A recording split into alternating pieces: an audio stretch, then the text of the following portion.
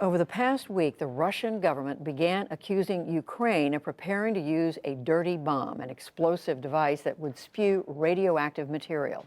Russia also began its annual nuclear exercise this week and threatened to shoot down satellites that are helping Ukraine's military. Nick Schifrin gets a unique perspective on Russia's latest moves.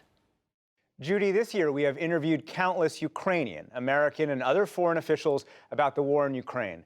Many of them have had their own assessments about the inner workings of the Kremlin and Russian foreign policy. Tonight, an assessment from within the Russian Ministry of Foreign Affairs.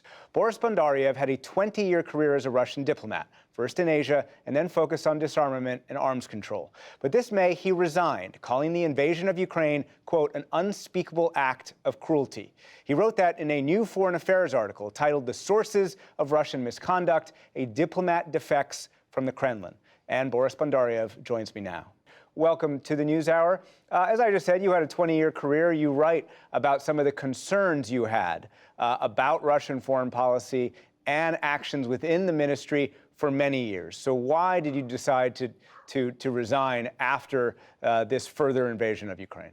I realized on February 24 this year that since my country invaded Ukraine, our neighbor, I realized that I didn't want to be any further associated with the Russian government or with the Russian policies.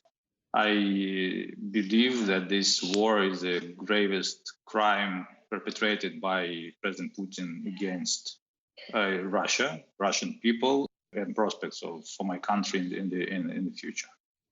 You say that a few dozen diplomats have quietly left the foreign ministry, but you acknowledge you're still the only one to publicly break from Moscow. Why do you still think that you're the only one, even 8 months after this war began?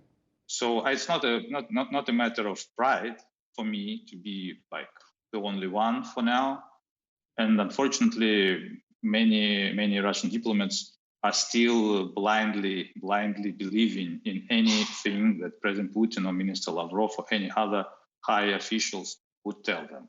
It is quite regretful. Let's talk about that blind faith in leadership. You write, the Ministry of Foreign Affairs discouraged independent thought, and you say that the war is a demonstration of how decisions made in echo chambers can backfire. What do you mean? So the decision makers have only that information that is reported to them, and this information is quite different from what is going on in reality, because nobody wants to displease them. Everybody wants to say something pleasant, something nice, even if it doesn't correspond to reality, just because to make themselves more secure and to have better career prospects. Nobody now dares to say that the leadership is wrong about anything. Over the last week, we've heard from Putin and some of his senior officials suggesting that Ukraine was somehow planning to attack its own territory with a dirty bomb, using conventional explosives to spread radiation. Some U.S. officials believe that this is a cover story for Russia preparing to perhaps attack Ukraine with a dirty bomb. Why do you think that Russian officials have brought up the possibility of a dirty bomb in Ukraine? I think that could be a disinformation campaign in order to derail the trust between Ukraine and the Western partners. And also, we cannot exclude that this is a kind of a preparatory work to justify the eventual use of nuclear weapons by Russian Federation. But I would like to think that we are not still at that point yet.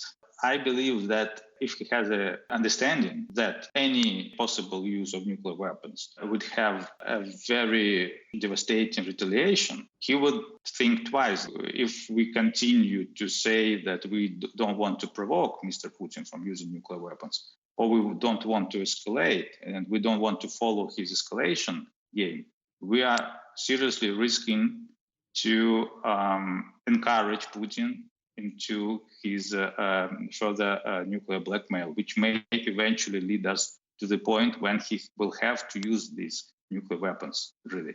Jake Sullivan, the National Security Advisor, has communicated with his equivalent in the Kremlin privately and said this publicly, that there would be, quote, catastrophic consequences for Russia if the Kremlin did use a nuclear weapon. Do you think that message has been heard? I believe this message must have been heard. And because for now, we don't see, as far as I can judge, we don't see any signs of Russia preparing any kind of nuclear strikes. But I would like also to add that this understanding should also be shared and affirmed by other countries, not only the United States and European countries, but also by China, India, and other, very important regional and global players. Ukraine says that as of right now, it doesn't want to negotiate with Vladimir Putin, and you seem to agree in your essay. You say that Russia would use any ceasefire or any stopping of the war to rearm, and you write that Putin must experience a, quote, comprehensive rout in Ukraine. Why? As long as he is still winning the war, or he can still present it that he is winning the war, he will still keep power, and his course of war, of aggression, will be forever. It's not about Putin himself. It's about changing this course of aggression. It's about changing the course of policy, which would lead to change the government system. And that means that the entire political regime impersonated by Mr. Putin must go. And only the major military defeat in Ukraine, in my mind, can make people realize that enough is enough. Boris Bondarev, thank you very much. Thank you.